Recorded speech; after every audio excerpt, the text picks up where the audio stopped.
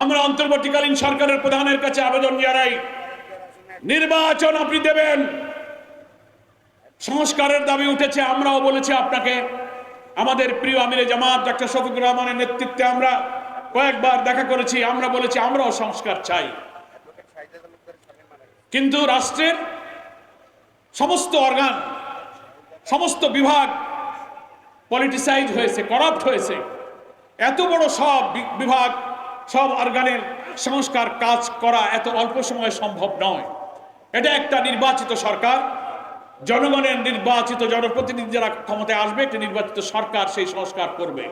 তবে একটা অবাধ, একটা ফ্রি, ফেয়ার, একটা ক্রেডিবল, একটা পার্টিসিপেটরি ইনক্লুসিভ ইলেকশনের জন্য নির্বাচন অনুষ্ঠিত নিরপেক্ষভাবে করার প্রয়োজনে যে বিভাগগুলো involve, police administration, electoral system, judiciary, constitution, civil administration, ৬-৭টা ডিপার্টমেন্টের সংস্কার না করে কোনো নির্বাচন নিরপেক্ষ হবে না। কি বলেন ঠিক কিনা? তাহলে আবার ওই ১৪, ১৮, ২৪-এর মতো হবে। কেউ কেউ অস্থির হয়ে গেছে, বলে সংস্কার দরকার নেই, সংস্কার হলো কন্টিনিউয়াস প্রসেস, সংস্কার আর নির্বাচন একসাথে হবে। এ কথার মধ্যে আমরা অন্য গন্ধ পাই। কি বলেন ঠিক কিনা? ওই ডামি আমি আর মামুর নির্বাচনের মতো তোমরাও বোধহয় কেটে কুটে বাক্স ভর্তি করতে চাও। ভাইরে বাবারে, আমরা জামাত ইসলামে, আমরাকে তো টাকাও নাই, মস্তানও নাই, আমরা তো ব্যালট কাটতে পারবো না, আমরা কেন্দ্র দখল করতে পারবো না।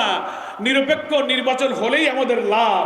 তাই আমরা বলি, বাংলাদেশের মানুষ চায় একটি সুষ্ঠু নিরপেক্ষ নির্বাচন। নির্বাচনের জন্য যে ন্যূনতম সংস্কার প্রয়োজন, সেই সংস্কার শেষ করুন।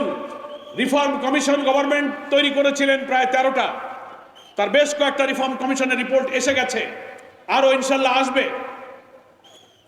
আমরা মনে করি আগামী 6 মাসের মধ্যে এই সংস্কার কমিশনের রিপোর্টগুলো বিবেচনা করে পলিটিক্যাল পার্টি স্টেক হোল্ডারদের সাথে আপনি যদি এক্সচেঞ্জ অফ ভিউজ, মত বিনিময় করেন, তাহলে 6 মাসের মধ্যে আপনি সংস্কারের কাজগুলো শেষ করতে পারবেন।